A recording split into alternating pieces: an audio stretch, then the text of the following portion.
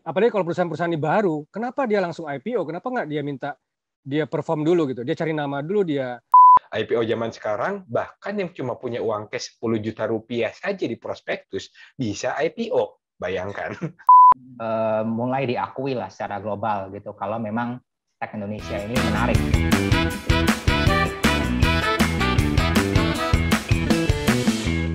Topik selanjutnya juga masih dari, sebenarnya boleh dibilang teknologi ya, tapi ya mungkin nggak seteknologi-teknologi banget. Ini ada dari Rans dan juga ke perusahaannya Deddy Corbuzier nih, gitu. Jadi dari bentuk bisnis baru ini nih, kira-kira menarik nggak? Saya punya dua lagi nih. Ini katanya bakalan banyak startup, unicorn, saham-saham perusahaan teknologi yang antri masuk ke bursa gitu ya. Jadi memang kan lagi banyak banget nih perusahaan-perusahaan startup yang langsung kelihatannya dilirik sama banyak investor. Terus ya banyak juga yang mau IPO karena memang investor banyak merespon baik perusahaan-perusahaan yang mau IPO, apalagi kalau berbau-bau startup gitu. Kalau menurut Bapak-Bapak sekalian, para panelis, gimana nih fenomena ini? Apakah mereka dana IPO-nya bisa diserap sepenuhnya di market, atau memang ini ya sebenarnya masih tanda tanya besar, atau sebenarnya bisnis model yang kurang menarik, atau gimana gitu, Pak? Mungkin saya mulai dari Pak Robert, Pak. Silakan, Pak. kalau kita bisa bagi investor untuk membeli IPO ini kan investor yang kayak kita ini ya, yang membeli di bursa efek sama mungkin private equity atau angel investor. Ini kan risk profile-nya kan beda ya. Risk profile-nya beda sekali. Stamina-nya juga beda. Ini mungkin lebih cocok ke orang-orang seperti angel investor yang tadi seperti disebut Pak Riko juga sudah siap dengan kemungkinan 1 dari 10 itu akan gugur gitu. Karena ini kan emiten-emiten yang sebenarnya nafasnya masih baru ya. Kalau istilahnya orang-orang business cycle itu kan dia harus menjalani dulu lembah kematian gitu. Valley of Death-nya gitu. Nah, ini kan belum dia pas di Valley of Death ini dia udah IPO gitu. Ya, yang mana harusnya dia harus menghadapi ujian dulu nih. Nah, orang apakah langsung bisa buy in gitu, bisa percaya? Mungkin Raffi Ahmad, Deddy Corbuzier adalah nama-nama yang bisa menarik orang untuk membeli ya. Ya, tapi kembali kita lihat lagi nanti namanya bisnis baru, capex investasi pasti banyak banget. Ya, skalanya itu sampai berapa? Sampai di titik mana bisa tercapai untuk profit? Kembali pertanyaannya sama sih. Ya, apalagi kalau perusahaan-perusahaan ini baru, kenapa dia langsung IPO? Kenapa nggak dia minta dia perform dulu gitu? Dia cari nama dulu, dia angel investor dulu, dapat suntik dana, dia perform, barulah dia IPO gitu. Kenapa harus IPO dulu? Ini kan tanda tanya juga gitu. Apa karena dia mentok di sana dia IPO? Nah, ini kan lebih sulit lagi untuk angkatnya, untuk menjualnya di bursa ini seperti apa? Ini PR juga buat yang jualan gitu. Oke. Kalau menurut Bapak, Pak, satu pertanyaan lagi. Ini bakal jadi langkah yang bagus nggak buat bursa kita, buat IHSG kita? Dalam arti kata, dengan adanya mereka yang baru startup ini nih akan menarik minat ya investor baru misalnya, ataupun sebenarnya kurang menarik gitu, Pak, buat bursa kita ke depannya gitu ya. Iya, menurut saya ini bisa misleading. Orang-orang menganggap, wah, gampang sekali IPO ya. Tinggal labelin tag, modal nggak usah besar-besar, dapat duit gitu, dapat pendanaan. Presidennya menurut saya kurang bagus. Jadi kalau dulu kan IPO itu susah. Kita mesti cari nama, mesti gede dulu, baru kita IPO. Tapi kan filosofinya sekarang berbeda. Kalau dulu kan besar dulu baru IPO, sekarang menjadi besar bersama IPO ya. Jadi bareng-bareng gitu loh. Nah, cuman jadi kualitasnya kan jadi tanda kutip dikorbankan. Nah, ini kan nanti orang-orang berpikir sudah kemarin itu bursa efek yuk nabung sahamnya diplesetin macam-macam. Ya, sekarang mungkin lebih ini lagi kali. Faktor spekulasinya lebih besar jadinya. Karena antara value sama harga itu semakin jauh jurangnya. I see. Menarik banget ini, mungkin petuah yang bagus juga nih buat teman-teman, apalagi teman-teman yang menganut aliran value investing juga nih, sama kayak Pak Robert gitu ya. Oke, selanjutnya saya mau tanya-tanya nih sama Pak Thomas, Pak. Gimana Pak, kalau dari Bapak, Pak? Oke, kalau dari saya mungkin yang pertama, apakah kayak tadi Rans Entertainment ataupun podcastnya Deddy Corbuzier itu adalah bisnis model yang menarik. Menurut saya bisnis model yang menarik ya. Kita coba lihat podcastnya Deddy Corbuzier kayaknya mungkin sama TV aja nggak kalah untuk viewernya gitu ya. Rans Entertainment ya Rans luar biasa lah mereka ya. Dan ketika kita ngomong banyak orang yang view, berarti banyak uang yang terlibat di dalamnya, gitu ya. Banyak bisnis yang terlibat di dalamnya. Jadi itu menjadi hal yang menarik. Jadi kalau mereka akan IPO, ya menurut saya bisa-bisa aja. Seperti yang tadi Korobet bilang, untuk IPO di zaman dulu dengan zaman sekarang berbeda. IPO zaman dulu kita besar dulu baru IPO. IPO zaman sekarang, bahkan yang cuma punya uang cash 10 juta rupiah saja di prospektus, bisa IPO. Bayangkan. Ya kan? Yang tahun berapa? 2 tahun lalu ya? Atau tahun lalu saya agak lupa emitennya yang punya uang cash 10 juta aja bisa IPO. Nah, jadi ya menurut saya company apapun memungkinkan untuk IPO. Dan ketika bertambah banyaknya company yang IPO, apakah bertambah bagus atau tidak ke dalam IHSG, saya nggak bisa bilang lah ya, karena sebenarnya bagus atau nggak IHSG itu patokannya apa? Apakah patokannya adalah IHSG naik, IHSG turun? IHSG naik juga saya nggak bisa bilang bahwa dalam waktu jangka yang singkat bahwa kita memang istilahnya market itu akan selalu melihat kinerja, tidak kalau menurut saya ya. Lalu sekarang pertanyaannya, apakah itu akan menjadi bubble? Ya, kalau dalam jangka pendek saya nggak bisa bilang akan menjadi bubble karena market tuh suka dengan barang mahal. Tapi ketika dalam jangka panjang, market tuh akan kembali lagi Pak dengan akal sehat. Ketika jangka panjang udah dibeli, ketika beli bayar mahal, berharapnya adalah kinerjanya akan luar biasa bagus. Tapi ternyata udah ditungguin nggak bagus-bagus, ya kan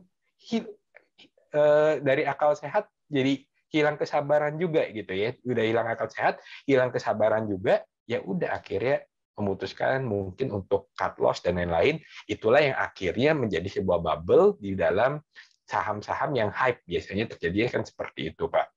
Tapi apakah dengan ini Pak, dengan kedatangan dari startup unicorn ini yang masuk ke IHSG, itu bakalan mengundang lebih banyak investor?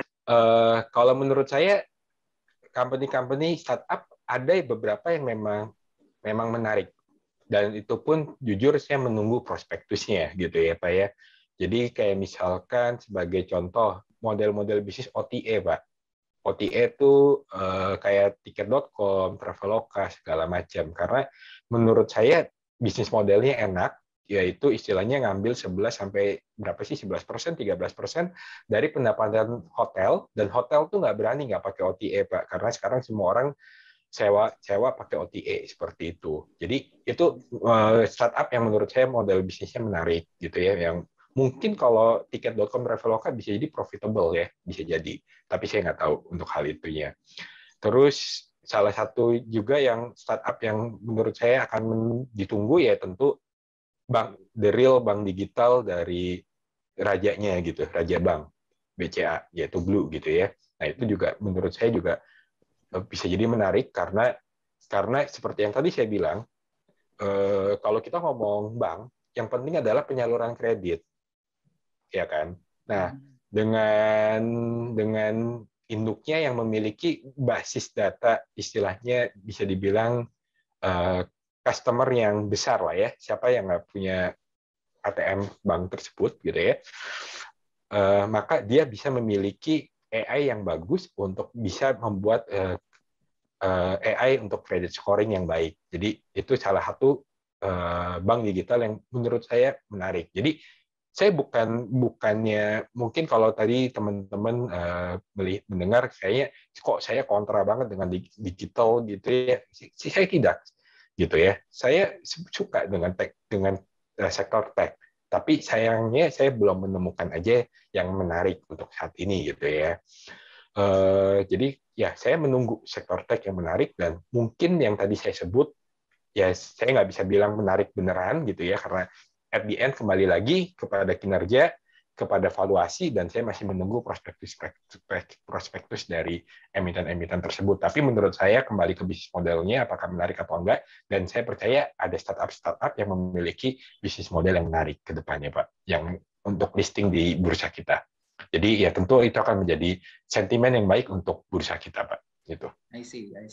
Ya, saya setuju juga nih sama Pak Thomas nih. Kalau kita seorang investor, kita sebenarnya nggak boleh baper ya, nggak boleh terlalu suka ataupun terlalu tidak suka dengan suatu sektor gitu ya. Betul. Ya mungkin akan ada saatnya dari sektor itu menjadi keluar suatu perusahaan yang menarik dan sahamnya bisa menjadi potensi investasi kita juga gitu ya Pak ya. Betul, Tapi Pak. balik lagi kita harus analisa dulu nih ya sebelum beli ya. Karena kan tadi yang contoh-contoh yang bisnis model yang Bapak sebutkan itu kan belum keluar nih ya, nama prospektusnya, emitennya, kinerjanya seperti apa, kita harus analisa dulu ya sebelum beli ya Pak ya, pastinya ya. Betul Pak, sama selalu gunakan akal sehat, jangan terpancing pada ajakan teman-teman atau influencer segala macam Pak. Ya, Agree. karena ketika uang kita udah taruh, uang kita hilang ya nggak ada yang gantiin gitu aja. Agree, setuju Pak. Ya, kalau hilang kita nggak boleh nyalahin mereka juga, karena yang buy or sell itu jempol kita sendiri ya Pak ya. Betul. Oke, satu lagi dari Pak Rio Pak. Mungkin ada tanggapan Pak dari fenomena ini Pak? Kalau untuk yang tadi ya, misalnya si Ran sama Deddy Corbuzier, itu kan bisnisnya digital entertainment. Itu kalau untuk digital entertainment sendiri, aku lihat secara bisnis model menarik ya, terutama karena dia bisa cost efisien dan bisa reach lebih banyak audiens gitu kan dibanding media yang konvensional. Tapi kan di sini mereka yang dipentingin tuh juga tentu konten ya, karena kan konten is king gitu kan. Jika konten yang mereka sajikan menarik, terus relevan atau mungkin hype juga, itu kan nggak mungkin kalau apps mereka atau perusahaan mereka lebih berkembang gitu kan. Dan juga beberapa waktu ini kan juga emiten-emiten yang sifatnya entertainment di bursa juga ada kedatangan investor kan, seperti ada emiten dunia perfilman gitu yang didatangi oleh holding company dari China kan, yang terbesar di China gitu, masuk lewat beli saham existing investornya, masuk minoritas gitu kan. Atau ada juga mungkin Rek Issue sebentar lagi yang holding emiten media, holdingnya radio tadi, yang bentar lagi kan Rek Issue itu kan juga kabarnya Rek Issue-nya yang jadi standby buyer itu masih afiliasinya DMMX juga gitu kan. Nah jadi kalau untuk digital entertainment secara investor appetite berarti masih menarik ya, karena cukup banyak nama-nama besar di baliknya, dan secara bisnis model juga aku lihat menarik, bisa lebih banyak reach audience tergantung kontennya gitu. Kalau seandainya dengan banyaknya emiten-emiten startup yang mau IPO Pak, menurut Bapak gimana Pak imbasnya ke bursa kita? Oke, ya, apakah market bisa lebih efisien, menarik minat investor atau apapun itu Pak?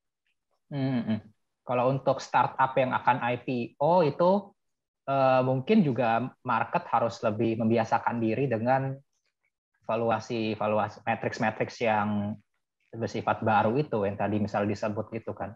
Karena kan kalau emang dipaksain pakai matriks konvensional juga nggak masuk hitungan gitu kan. Mungkin kalau emang benar-benar mau beli harus pelajarin bisnis modelnya dulu, terus matriks yang terkait dengan teknologinya juga harus dilihat benar-benar gitu, gross merchandise value-nya, monthly active user gitu. Karena kan kalau untuk menilai perusahaan yang sifatnya teknologi ini kan nggak bisa dengan cara-cara lama gitu kan istilahnya. Dan kedepannya juga kalau memang mereka ini bisa sustain growth, terus membuktikan diri jadi established company, itu kan juga pastinya bagus ya untuk keseluruhan bursanya kita juga, karena kan market menjadi lebih berkembang dan option investor untuk invest juga lebih banyak gitu kan. Jadi kan bisa kesebar-sebar di sektor-sektor yang berbeda gitu kan. Jadi ini kan diversifikasi antar sektor lebih merata gitu dibanding hanya berat di finance doang atau berat di komoditas doang gitu kan.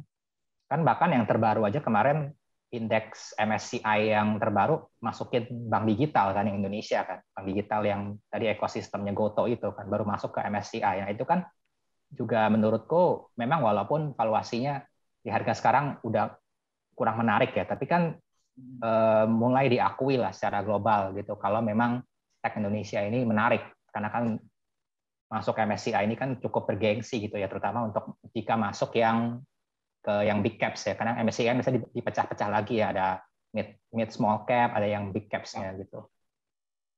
I see. Oke, Pak.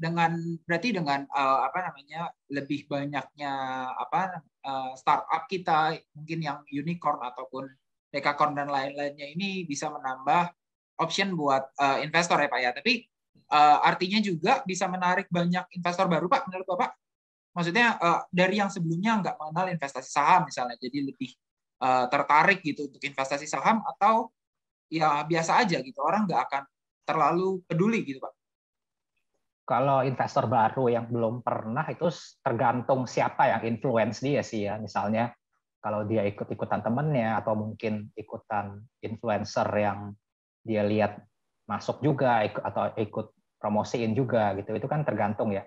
Dan juga tergantung risk profile dia gitu, apakah dia udah siap menerima resiko di saham dan menukarnya dengan return yang tinggi juga gitu, atau mungkin juga apakah dia memang istilahnya mau mengeksplor hal baru seperti investasi saham di sektor tech ini, atau mungkin karena dia usernya juga gitu, mungkin dia salah satu user dari emiten tech tersebut dan dia ngerasa puas dengan apps-nya gitu kan, bisa jadi juga kan, kayak dia ini kan tiap hari sehari-hari dipakai nih dan ngerti pakainya nyata simple, terus juga membantu problem solving di kehidupan sehari-hari, ya udah ikutan beli juga aja gitu.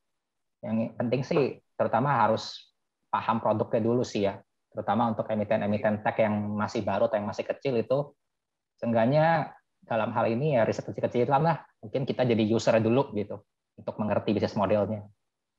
Oke. Ini menarik banget nih. Kita udah selesai sesi ini, bahas-bahas tentang emiten tech dan juga emiten yang akan IPO ataupun yang baru IPO. Nah, di sesi selanjutnya nih kita akan lihat beberapa komen dari stockpicker lain nih ya. Saya mau minta komen nih dari Pak Thomas, Pak Robert, dan juga Pak Rio terkait sama postingan ini. Ini saut-sautan nih. Jadi dari MR Ase itu nggak ngerti lagi sama retail yang beli saham IPO dengan harapan akan naik arah terus-terusan berbeger-beger, pengen cepet kaya. Ada yang bilang invest di saham IPO inilah bla bla bla. Saya yakin di atas 80% dari mereka bahkan nggak baca laporan keuangannya sama prospektusnya sama sekali. Terus disautin sama Aji Nugraha Ningwit. Nah, masalahnya sekarang di pasar, fundamental kalah sama bandar, Bang. Lihat contohnya Net. Secara fundamental gimana coba? IPO buat bayar utang, kan kocak. Tapi digoreng terus sama Lord, siapalah itu. Wah, Tuhan ini yang ngegoreng, Lord. Siapalah itu, dan akhirnya abis IPO malah arah terus. Gimana retail nggak ngiler coba? Ya intinya biar resiko diambil penumpang aja sih. Semua pasti punya tujuan beli saham masing-masing. Mungkin saya mau mulai dari Pak Thomas dulu, Pak. Gimana Pak, menurut Bapak, apakah fundamental itu emang udah nggak penting gitu, nggak relevan di market sekarang dengan adanya bandar nih, dengan adanya Tuhan juga nih yang ngatur harga saham, apakah emang sekarang kita udah nggak perlu nih, ngapain ngeliatin fundamental, ngeliat ini aja, ngeliat bandarnya aja siapa gitu Pak. Oke, kalau itu ya jelas jawabannya 100% tidak setuju lah ya Pak ya. Dari zaman dulu, dari zamannya Kenneth Fisher, Warren Buffett, Benjamin Graham, itu juga udah ada Pak namanya bandar tuh ya. Jadi istilahnya dari zaman bahela, dari zaman VOC juga itu tuh udah ada Pak namanya bandar gitu ya. Untuk di market pasar modal. Tapi at the end ya tentu semuanya kembali kepada fundamental Pak. Sesuatu yang naiknya tidak ada fundamental, bisa naik, bisa digoreng segala macam, yes, bisa-bisa aja, betul. Kamu mau goreng saham bisa, kalau punya duitnya bisa, ya bisa aja sebenarnya gitu kan. Cuma masalahnya kalau kamu bukan yang goreng, ya, kalau bukan kamu yang goreng, masalahnya kapan kamu bisa tahu kamu akan bisa exit atau enggaknya? Jangan-jangan pas lagi kamu masuk, yang gorengnya exit segala macam dan lain-lain gitu kan. Kalau kamu berinvestasi, jangan menukar kepastian dengan ketidakpastian gitu. Kalau itu prinsip saya. Jadi ya kalau menurut saya dari zaman dulu bandar-bandaran begini mah dari zaman dulu ada dan nanti sampai kita di planet Mars juga akan ada gitu ya. Dan tetap mau sampai kapanpun sampai nanti kita punya cicit-cicit lagi, fundamental akan selalu matters di dalam investasi, Pak. I see. Thank you Pak Thomas buat Yeah. komentarnya. Saya mau lanjut ke Pak Robert, Pak. Gimana Pak kalau menurut Bapak, Pak? Ya, saya tambahin aja ini. Kita kalau kita ini komennya kalau saya lihat ya, umumnya orang memang tanda kutip menyembah berhala pada harga ya. Saya juga menyembah berhala pada nilai gitu. Jadi kalau kita bicara investasi, kita bicara kayak perusahaan juga ada bisnis model atau template berpikir. Ya, kalau kita template berpikirnya menyembah berhala kepada harga, hanya lihat harga terus, template berpikir itu akan menjebak kita suatu saat, ya kesalahannya fatal. Nah, template berpikir inilah yang harusnya bukan melihat harga, tapi melihat value. Inilah yang harus kita asah. Jadi jangan sedikit-sedikit arah digoreng, IPO bisa arah harga, lihat harga terus. Belajarlah untuk mengasah template berpikir untuk menilai value dari perusahaan. Oke. Wah, ini menarik juga nih komentar dari Pak Robert nih. Yang terakhir dari Pak Rio, Pak. Gimana Pak kalau menurut Bapak dengan bandar yang sekarang udah ada nih, apakah akan menghapus fundamental, Pak? Balik lagi ke tujuan di prospektus IPO-nya. Misalnya kalau memang IPO-nya dia untuk ekspansi atau untuk bayar hutang, bisa contohnya itu kan juga perlu diikutin lagi ya gitu ya. Kita kan juga sebagai investor tentu ingin mengkawal dari janji emiten ini sesuai prospektus gitu kan. Misalnya kalau dia untuk bayar utang, apakah nanti di periode berikutnya atau mungkin di laporan keuangan periode berikutnya itu benar utangnya berkurang, atau mungkin benar nggak misalnya jika dia ekspansi itu apakah benar dia mungkin nambah cabang atau nambah produk baru atau mungkin nambah point of sales gitu dan lain-lain. Dan untuk fundamental sendiri tentu pasti penting gitu, bukan berarti harus diabaikan dan nggak perlu dilihat gitu, hanya lihat IPO yang penting arah aja, karena kan ketika pertama kali kita IPO itu kan perusahaan masih private company kan dan masih gelap gitu, kita nggak tahu apa-apa dan satu-satunya sumber kita untuk cari info hanya prospektus itu, karena kalau kita baca prospektusnya kan mau nggak mau berarti kita juga pasti mendalami fundamentalnya sendiri kan, bukan berarti fundamentalnya diabaikan. Itu kalau untuk yang masih mau ya, untuk bedah-bedah dan baca-baca prospektus gitu. Cuma kalau untuk yang udah nggak mau, yang hanya ikutan temen atau influencer, itu kan beda cerita lagi tuh. I see. So, dalam singkatnya sebenarnya ya kita harus bisa melakukan analisa fundamental juga ya. Bukannya artinya dengan adanya bandar, fundamental itu jadi nggak berguna gitu ya. Tapi memang ada faktor-faktor yang IPO yang mungkin market cap-nya kecil atau floating-nya kecil, itu bisa aja digoreng bandar gitu ya Pak ya? Ya. Oke. Udah nggak berasa banget nih, kita udah lama banget ngobrol-ngobrol. Thank you banget buat semua komentar-komentarnya, dan kita udah bahas banyak masalah tentang IPO dan juga tech ya, yang lagi hot nih di market nih. Banyak investor-investor terutama yang baru masuk ke pasar modal, itu langsung ikut-ikutan langsung, wah semua kayaknya tech yang paling bagus, IPO semuanya bagus, dan semuanya itu kayaknya jadi topik yang kayaknya nggak mungkin nggak ketahuin orang lah yang baru masuk ke pasar modal gitu ya. Di sini saya juga pribadi banyak belajar banget nih sama Pak Robert, Pak Thomas, sama Pak Rio. Semoga teman-teman juga banyak belajar dari acara ini. Mau ingetin lagi, jangan lupa buat gunakan Stockbit sebagai platform jual beli saham kamu, karena Stockbit sekarang punya fitur e-IPO buat para investor yang pengen beli saham e-IPO dengan mudah dan fee yang murah pastinya.